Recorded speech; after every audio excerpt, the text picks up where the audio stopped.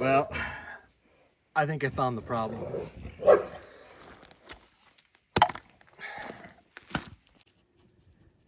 So this machine runs pretty good now, and the big issue is the four-wheel drive isn't engaging. And you know, here, four-wheel drive lever here, it pulls a little shifter on the diff that's supposed to engage it, but it doesn't engage. And I think the mechanism is probably broken inside. I don't think there's probably anything wrong with the diff other than that. But I have a machine that appears to have the same diff on it, and I'm going to take it off of this one, which will help me to figure out how to take it off the other machine as well. So since I've already done a bearing on a Arctic Cat similar to this, it should be pretty straightforward to get this remaining hub off and then pull the CV axle out. And then I'm going to have to take off the guard panels. It's got some plastic guarding what I can see inside. Once I get that off, I'll see. I'm imagining there's probably 3 or 4 bolts that just hold the diff to the frame. So then once I get it out, I'll inspect it and start on the other machine. All right, so the first thing you got to do is get your tire off and get the axle nut off. And then the next thing I'm going to do is I'm going to take this off. There's 2 bolts on the back. So I'll take that off and just swinging out of the way. And then this should just pull right out. There's a rubber seal here, so it might bind on you, but hopefully it won't. Put a little bit of WD-40 on before you start pulling it. But these 2 things will pull out, and then this will separate from the rest of the hub, and then your bearing's in the hub. So if you need to change your bearing, now's a good time to do it. If you need to hit this, spin your nut back on, at least halfway before you hit it. If you don't put it at least halfway on, then it may jump the threads and twist, but you don't want to flare the end of your axle. That'll cause you no end of grief when you go to put it back together, because you won't be able to get the nut on. Next, you're going to take your steering arm off. So there'll be a cotter pin and a nut on the bottom, and this has flat sides, so you can put a wrench on it to stop it from spinning. And then your ball joints each have a nut on them, on the top and the bottom. And I found so far when I've worked on these machines, they come apart pretty easy once you get this nut out. And you should be able to just tap up on this, and if really necessary, you can get a ball joint splitter to get it to start coming apart, but they generally come apart pretty easy. So once you get that off on the top and the bottom, you can pull the hub right off, and then you can grab onto your axle, kind of get it as straight as you can, and then give it a hard pull, and it'll pop out of the diff. So you're going to do this on both sides. So I've broken the bottom bolt free, got the nut off, the one that holds the diff in onto the frame, but I can't pull it out, so I'm going to have to take that bolt out of the A-arm. So take this nut off at least, and then I should be able to just pull this free.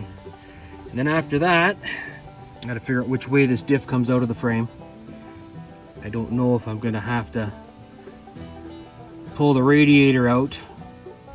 All I know is that when I took it out of the donor machine, I ended up disconnecting the steering and pulling the steering up and out of the way. I hope I don't have to do that, but I will if I have to. It's probably easier than pulling the radiator out. But I'm gonna have to have enough room. Well, I guess that just comes apart. I thought maybe that's splined on, but it comes apart with just some bolts. So I take those bolts out. That's just a flat plate against a flat plate. So hopefully I'll get enough room to wiggle this around and get it out. So one thing I figured out is if you break all your little tie straps that hold this on, you can pivot this and tuck it up behind here to kind of swing it out of the way without having to take that off. What else? So I managed to get the bolts out.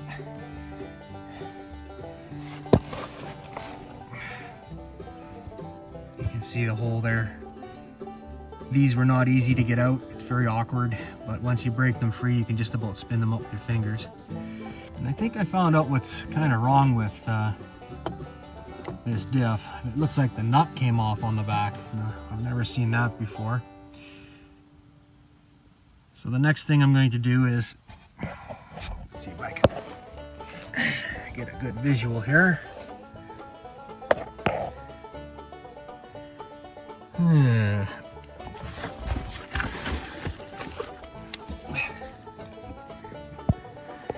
All right, you see those two bolts there? They're 11 mil. I'm gonna take those out. There's a little bracket that bolts onto the diff, and those go into that bracket. So if I take those off, the diff will drop down, and then I'll be able to move it around. I don't think you can get the big bolt that runs through the top of the diff without dropping this down, because I don't think you can get on it with any tools. But we'll take this off, and then we'll start from there. Should be lots of fun. This shifter control arm is held on with a cotter pin on the back here, but I don't have the patience to be able to get that out, so I'm just going to take this arm off of the diff. It'll probably help me when I try to pull the diff off anyway. So that's going to be the route that I take. Well, I only took the one tie rod off, and I managed to get it out, and I'm not sure if that's because this yoke is not on, but just gave me that little bit more room or not. But I'll take that as a win, and guess the next step is to get that other diff ready to put in. So I managed to get this diff in there. It wasn't easy.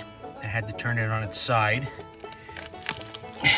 this side down, and managed to wiggle it past the steering. So you got to put it in this direction. You got to put this end in first, and then this end will follow, obviously. It wasn't easy. I got it in there. That was, I guess if you're really having trouble, pull the steering. But I managed to get it in there. It's a really tight fit. So I've got it bolted in place. The two on top and the one on the bottom. And I managed to hook that up with a new cotter pin. I got the old one out. So that's put together. So next I'm going to put this on, and then just reverse the process and put the CV axles on and the hubs back on and bolt it all up. And I got to remember to put that bolt back on the A-arm on the other side that I took off to give me room to pull that other bolt out. So essentially this one on the other side. So I'll get it all put together, and I think the only thing that's going to stop me from finishing is I don't have any gear oil. So I think that's it. She's going to be done. So that is where you're supposed to put the oil in, and it's pretty hard to get at.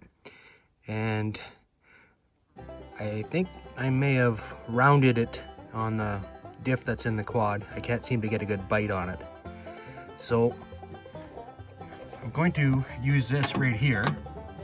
If you take this out, you will see this. So you can reach in with the magnet and pull those out. And then I've got this little pump that I use to pump oil into the legs of a boat. So I shove this into the bottle, pump it, and I can pump the oil in. The oil is going to be pretty thick, so I might want to warm it up a bit before I do it. But there, I'm done after this.